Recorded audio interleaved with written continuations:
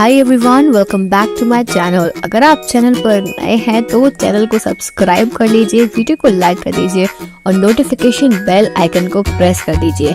इस चैनल पर आपको मिलती है बेस्ट करियर गाइडेंस, यूनिवर्सिटी से रिलेटेड सारे अपडेट्स, साथ ही में फोरेंसिक साइंस के स्पेशल लेक्चर्स। तो जल्दी से सब्सक्राइब कर लीजिए, लाइक कर दीजिए और वीडियो को शेयर करना मत भूलिए।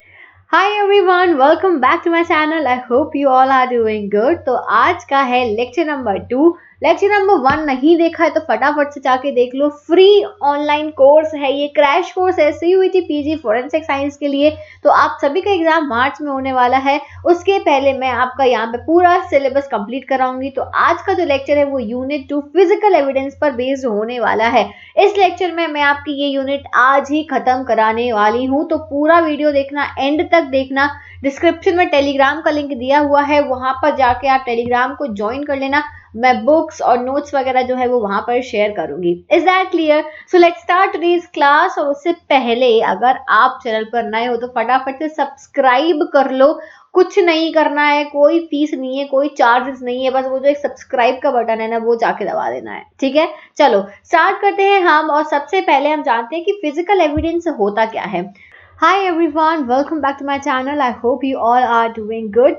तो आज का जो वीडियो है वो है पार्ट नंबर 2, जिसमें फॉरेंसिक बायोलॉजी और सीरोलॉजी के हम क्वेश्चन सॉल्व करने वाले हैं। तो आज ही मॉर्निंग टाइम पर आपने एक वीडियो देखा होगा जिसमें मैंने जो है पार्ट 1 डाला था, जिसमें हमने 25 question, top 25 question of forensic biology and serology solve करे थे। अब मैं उसी का पार्ट नंबर 2 लेकर आई हूँ। आपको और जो भी क्वेश्चंस जानने हैं जिस भी सब्जेक्ट के बारे में, जिस भी फील्ड के बारे में, तो आप मुझे कमेंट सेक्शन में जरूर बताना। टेलीग्राम ग्रुप को ज्वाइन कर लेना, डिस्क्रिप्शन में लिंक है। साथ ही में मेरी क्लासेस जो है वो कल से स्टार्ट हो रही हैं। शाम को 6 बजे डेली लेक्चर आएगा। CUET PG 2024 फोरेंसिक साइंस के लिए डेली लेक्चर आने वाला है। तो चैनल को सब्सक्राइब करना मत भूलना और वीडियो को लाइक करना जरूर। ठीक है, चलो स्टार्ट करते हैं हम और क्वेश्चंस पे फोकस करते हैं, जिसमें सबसे पहला क्वेश्चन है कि which one of the tissue putrefies late. Late putrefy कौन सा होता है? ब्रेन, प्रोस्टेट, लिवर या फिर स्टमक? इनमें से कौन सा प्यूट्रिफाई लेट होता है? देखो, ये जब वीडियो चल रहा है तो इस दौरान पे आपको लाइव चैट जो होती है उसमें आंसर्स देते रहना है। ठीक है, तो इसका आंसर क्या होगा? क्वेश्चन नंबर 1, कौन सा प्यूट्रिफाई लेट हो रहा है? तो इसका जो आंसर है वो होगा प्रोस्टेट। यहाँ मैंने बताया हुआ है, postmortem observation of human reproductive organ have demonstrated that the newly gravid uterus and prostate are last organ to putrefy during decomposition. ठीक है, ये लास्ट ऑर्गन होते हैं। नेक्स्ट आता है यहाँ पे second question, constituents of a typical embalming solution are all except, इनमें से कौन सा नहीं है? फिनॉल, ग्लिसरीन, फॉर्मेलिन या इथेनॉल? इनमें से कौन सा सॉल्यूशन नहीं है? तो आंसर होगा इसका फिनॉल। ठीक है, ये एक प्रोसेस होती है, the process of chemically preserving tissue with chemical fixatives. Chemical fixatives में हम जब प्रिजर्व करते हैं किसी भी टिश्यू को, क्योंकि टिश्यूज डिकम्पोज हो जाते हैं, तो हमें जब उन्हें भेजना होता है आइडेंटिफिकेशन के लिए, तो हम आइडेंटिफिकेशन यानी एनालिसिस के लिए, टॉक्सिकोलॉजिकल एनालिसिस के लिए जब हम फोरेंसिक लैब में भेजते हैं तो हमें उन्हें प्रिजर्व करना होता है। तो हम उसे फ्लूइड्स में प्रिजर्व करते हैं, जैसे कि फॉर्मेलिन और अदर फ्लूइड्स में। तो जो फिनॉल है हम उसमें कभी भी प्रिजर्व नहीं करते हैं। कॉमनली यूज्ड जो फ्लूइड्स हैं वो कौन कौन से हैं? Formaldehyde, methanol, sodium borate, sodium nitrate, glycerine और कलरिंग एजेंट्स हो सकते हैं, और वाटर। ठीक है, ये है, फिनॉल नहीं होता है। Next question is heat stiffening in muscle occurs above temperature. Muscles का हीट स्टिफनिंग जो है वो किस टेम्परेचर के ऊपर होता है? 30 डिग्री, 40 डिग्री, 50 डिग्री, 60 डिग्री? बताओ भाई, आंसर्स दो सभी लोग। मैं थोड़ा सा वेट करूंगी जिससे कि आपके आंसर्स आ जाएं। हीट स्टिफनिंग, मसल्स का हीट स्टिफनिंग कितने टेम्परेचर के ऊपर हो जाता है? 30, 40, 50 या फिर 60? चलो आंसर बता दूं मैं इसका। इसका आंसर होगा, इसका आंसर है 60 डिग्री के ऊपर, 60 डिग्री के ऊपर जब जाएगा। Heat stiffening is seen due to coagulation of muscle albumin by heat. Muscles में albumin present होता है, तो muscle albumin का जब coagulation हो जाता है तो heat stiffening हो जाती है. This is seen in death due to burns. जब किसी की आग के जलने से मौत होती है उस टाइम पर ये देखा जाता है, या फिर किसी की बॉडी को गर्म पानी में डिप कर दिया या बॉइल्ड फ्लूइड में डाला जाए, तब इस तरीके का जो है हीट स्टिफनिंग देखी जाती है. Is that clear? Next question पर आते हैं हम. Rigor mortis is not seen in. Rigor mortis किसमें देखने नहीं मिलता है? Female with strong built, male with strong built, old person above 80 years, या foetus below 40 weeks of gestation age. किसमें हीट स्टिफनिंग नहीं देखने को मिलती है? Rigor sorry not heat stiffening, rigor mortis. Rigor mortis क्या होता है? बॉडी का अकड़ जाना. जब डेथ अगर होती है तो बॉडी अकड़ जाती है, तो ये किसमें देखने को नहीं मिलता है? तो आंसर इज फीटस में. जो फीटस 20 वीक्स की एज का होता है उसमें आपको राइगर मोर्टिस नहीं देखने मिलता है. राइगर मोर्टिस है क्या? ये फिनोमिना है जो कि stiffening of the body muscles. Heat stiffening नहीं, वो हीट स्टिफनिंग पहला क्वेश्चन था. इसके पहले बॉडी मसल्स की स्टिफनिंग हो जाना due to chemical changes myofibrils. Myofibrils में केमिकल चेंज. मायोफिब्रिल्स क्या है? अभी मसल्स में प्रेजेंट होते हैं. उनकी केमिकल चेंजेस होने की वजह से मसल्स जो है स्टिफ हो जाती हैं. Rigor mortis help in establishing the time since death. Rigor mortis की मदद से आप ये पता लगा सकते हो ये बॉडी जो है वो कितनी देर पहले डेथ हो चुकी है. क्लियर? चलो नेक्स्ट क्वेश्चन पर आते हैं हम. नेक्स्ट क्वेश्चन इज 25 क्वेश्चन हैं टोटल. Top 25 question. अभी हम 5th पर आए हैं. Brachycephaly is due to fusion of sagittal suture, coronal suture, parietal suture या लेम्बोइडल सूचर. भाई सूचर्स आपने पढ़े होंगे, ठीक है, फॉरेंसिक मेडिसिन में आपने ये पढ़े होंगे यहाँ पे सूचर्स के बारे में. तो ये कब देखने मिलता है? तो ये मिलता है कोरोनल सूचर में. ब्रैकीसेफेलिस इज एन इन्फेंट स्कल. ये एक इन्फेंट स्कल होता है. डिफॉर्मिटी, स्कल डिफॉर्मिटी होता है, characterised by lower than normal ratio of the skull length to breadth. ठीक है, चलो next question. Question number 6. Which of the following is not a red blood group, red cell blood group system. अरे red blood cell, ABO blood grouping system कौन सा नहीं है? Duffy, I mean ABO नहीं, red cell blood group. ठीक है, कौन सा नहीं है? डफी, कील, एचएल या एबीओ. तो एबीओ तो है, ठीक है. बाकी आपको बताओ इनमें से और कौन सा नहीं? कील भी आई थिंक यहाँ पे है. HLA जो है ये वाला नहीं होता है. क्लियर? चलो नेक्स्ट आ जाओ क्वेश्चन नंबर 7 पे. Vaginal secretion consist of. ये मैंने पढ़ाया है. वजाइनल सेक्रीशंस में क्या होता है? ग्लायोक्सिलेज 1, यूरिया या डोडलिन्स वेसिली या सीरम. इनमें से कौन सा प्रेजेंट होता है आप जो वजाइनल सेक्रीशन है उसमें? तो डोडलिन्स वेसिलीज प्रेजेंट होते हैं. Vaginal secretions from a healthy woman, healthy woman में प्रेजेंट होते हैं जो कि डिफरेंट होते हैं लैक्टो वेसिलीज से. और ये बैक्टीरिया जो है ये बायोफिल्म बनाता है on mucus and inhibit the growth, addition and spread of other microorganisms. दूसरे माइक्रो ऑर्गेनिजम्स की ग्रोथ को इनहिबिट करता है. Next question number 8. Next question is question number 8, which is in starch iodine test, the starch turns in the following color on addition of iodine. Starch iodine test जो हम करते हैं तो जब उसमें आप आयोडीन ऐड करोगे तो स्टार्च का कलर क्या हो जाएगा? ब्लू, पिंक, पर्पल या फिर ग्रीन. स्टार्च आयोडीन टेस्ट में क्या होता है? तो जो कलर है वो ब्लू हो जाता है. When starch is added to iodine, जब आयोडीन में आप स्टार्च ऐड करोगे तो it turns blue black. This is because the iodine molecules forms a complex with the starch molecule. Starch molecule के साथ में कॉम्प्लेक्स बना लेता है. तो जो कॉम्प्लेक्स है absorbs all colour of the visible light except blue, which is why it appears blue. ठीक है, next question is the principle of radioimmunoassay is based on the interaction of. भाई ये मैंने पढ़ाया हुआ, ये सब मैंने एक्चुअली पढ़ाए हुए हैं. तो बताओ principle of radio immuno essay is based on the interaction of. किसके इंटरेक्शन पे बेस्ड रहता है? Variable amount of both labelled antigen and antibody. Labelled antigen with a variable amount of antibody, unlabeled antigen with a variable amount of antibody, या फिर unlabeled antigen with a fixed amount of corresponding level of antigen and antibodies. ऐसे ही questions आते हैं, सीधे सीधे नहीं पूछा जाता है. तो इसका जो आंसर है that is unlabeled antigen with the fixed amount of corresponding labeled antigen and antibody. समझ गए.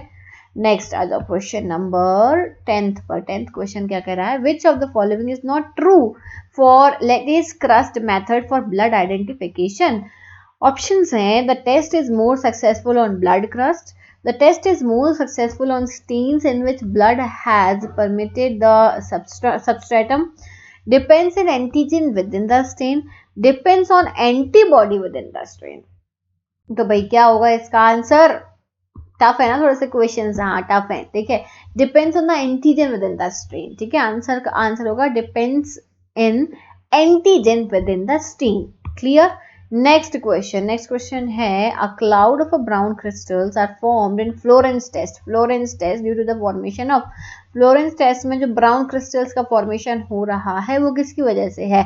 पोटेशियम आयोडाइड, पोटेशियम पर आयोडाइड, कोलिन पर आयोडाइड, या फिर कोलिन आयोडाइड. किसकी वजह से. बहुत कंफ्यूजिंग ऑप्शंस दे रखे हैं ना, ऐसा लग रहा है सारे आंसर सही है, बट आंसर तो एक ही है. फ्लोरेंस टेस्ट में आपको किस चीज के क्रिस्टल्स देखने को मिलते हैं. तो इसका जो आंसर होगा, आंसर है इसका कोलिन पर आयोडाइड. कोलिन पर आयोडाइड के क्रिस्टल्स देखने को मिलते हैं. Next question, the stain on the cloth can be identified conclusively as semen by. अगर कपड़े पे आपको सीमेन का स्टेन मिला है तो आप उसको आइडेंटिफाई कैसे करोगे कि ये सीमेन है. एसिड फॉस्फेटेज टेस्ट करोगे, बारबेरियोस टेस्ट, स्पर्मेटोजोआ टेस्ट, या ऑल ऑफ द अबव. इनमें से कौन सा टेस्ट आप कर सकते हो. बताओ भाई, ये इजी है, बहुत इजी क्वेश्चन है ये. आप इसमें करोगे स्पर्मेटोजोआ का टेस्ट. ठीक है, semen can be identify conclusively by the presence of spermatozoa in the stain. spermatozoa का आप पता लगा के करोगे. next question, which of the following statement is incorrect. इनमें से कौन सा incorrect है, गलत है. two fingers cannot have exact same fingerprint. ये तो सही स्टेटमेंट है. वो पूछ रहे हैं incorrect क्या है, तो ये तो सही हो गया.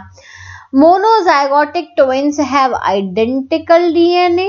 मोनोजाइगोटिक, एक ही जाइगोट से बने हुए ट्विंस का डीएनए आइडेंटिकल होता है क्या. अभी हम इसको होल्ड पर डाल देते हैं. ठीक है, monozygotic twins have identical fingerprints. Doubt. ठीक है, टू और more person have similar DNA. अब बताओ, देखो दो से ज्यादा लोगों का डीएनए सेम हो सकता है क्या. हाँ हो सकता है. मोनोजाइगोटिक ट्विंस का डीएनए सेम हो सकता है क्या. चलो हम इन दोनों तीनों ऑप्शंस को होल्ड पर डालते हैं. बताओ भाई, कमेंट में बताओ, यहाँ पे चैट पे बताओ आंसर क्या होगा इसका. आंसर सोच समझ के आंसर देना. क्वेश्चन इजी है, बस आपको कंफ्यूज किया जा रहा है, बाकी बहुत सिंपल सा क्वेश्चन है ये.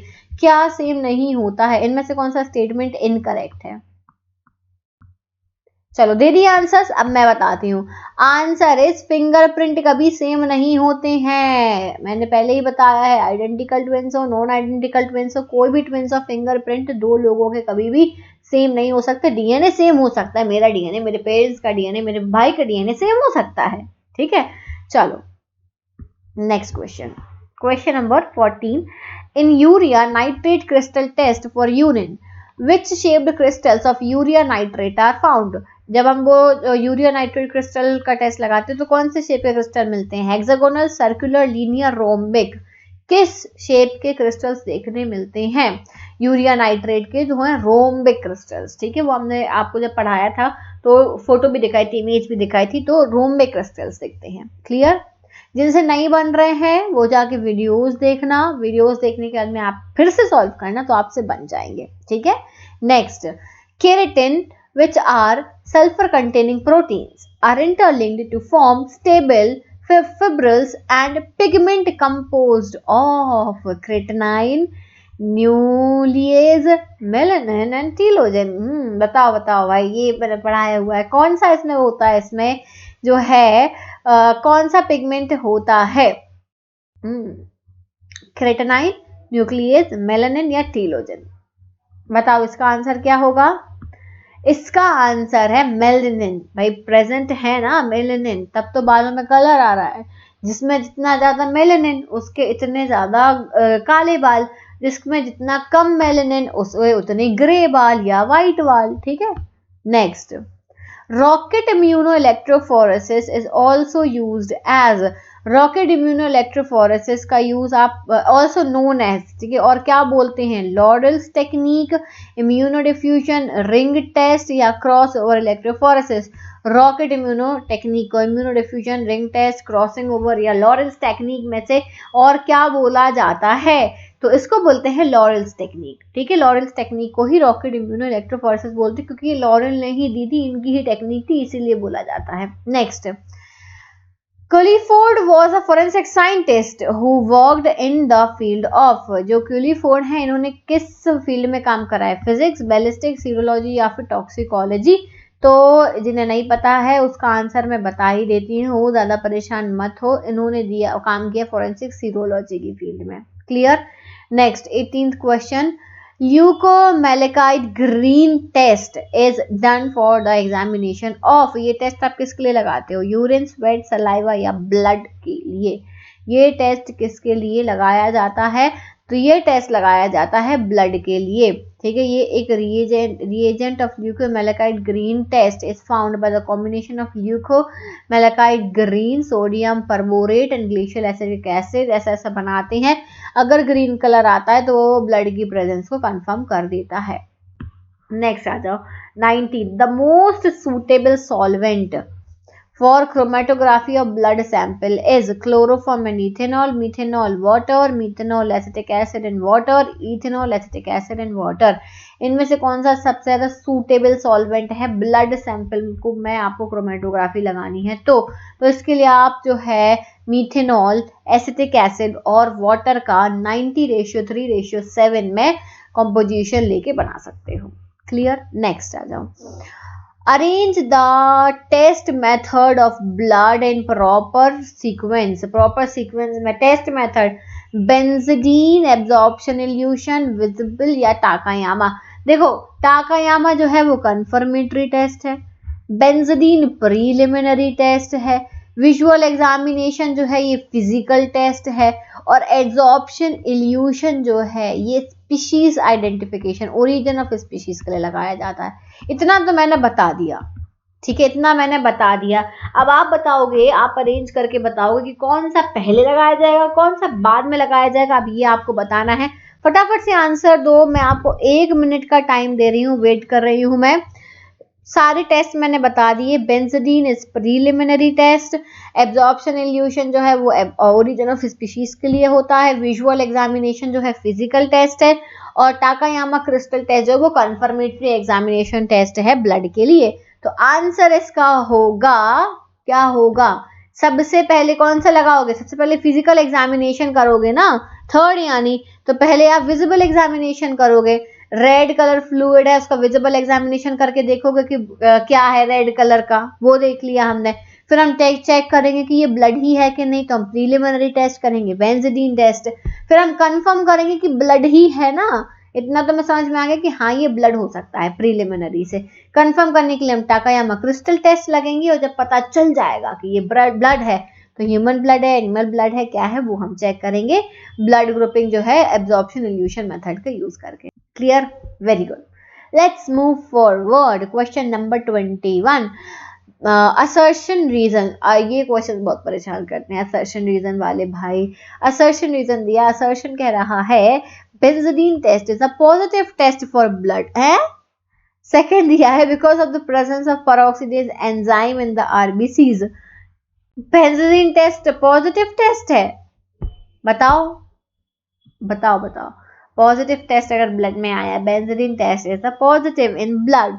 अगर बेंजीन टेस्ट पॉजिटिव है यानी कि उसमें पेरोक्सीडेज एंजाइम की एक्टिविटी देखने को मिली है, तो आंसर क्या होगा इसका?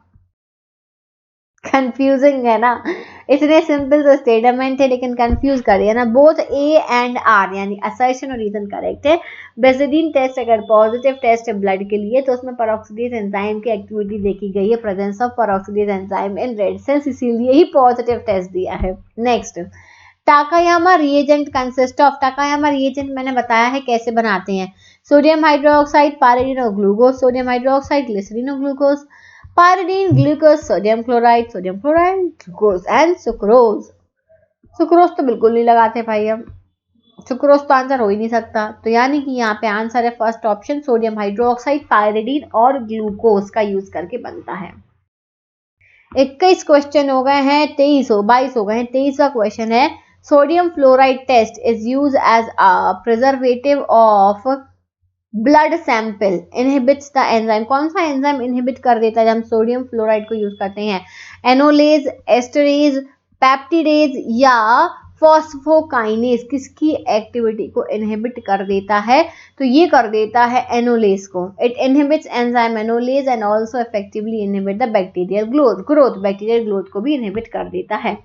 नेक्स्ट फिर से आ गया भाई असर्शन रीजन। असर्शन बोल रहा है ल्यूमिनॉल रिएक्ट्स विद H2O2, ठीक है, to locate blood sample because H2O2 is crystallized by heme though does not take part in the reaction। अब बताओ कौन सा सही, कौन सा गलत, कौन सा गलत, कौन सा सही है, आपको बताना है। तो यहाँ पे दोनों ही स्टेटमेंट सही है। Option number 4 both A and R, assertion and reason are correct। Last question, which of the following is not a type of physical evidence, इनमें से कौन सा फिजिकल एविडेंस नहीं है? ब्लड स्टेन, आई विटनेस टेस्टिमनी, हेयर और fingerprint. अरे ये तो बिल्कुल लल्लू सा क्वेश्चन है। आई विटनेस टेस्टिमनी फिजिकल एविडेंस तो नहीं है, ये सब फिजिकल एविडेंस है, इसको हम कहाँ से कलेक्ट करके लाएंगे? तो ये हो गया, आई विटनेस जो है वो फिजिकल एविडेंस में नहीं आता है। Is that clear? तो ये थे top 25 questions forensic biology and serology की फील्ड से। कोई डाउट है तो कमेंट सेक्शन में पूछना, ऐसे ही क्वेश्चंस की सीरीज आती रहेगी। आपके कल से लेक्चर स्टार्ट हैं, शाम को 6 बजे वीडियो आएगी, ज्वाइन करना मत भूलना। Thank you so much for watching this video. I will see you soon in the next video. Till then take care everyone, bye bye.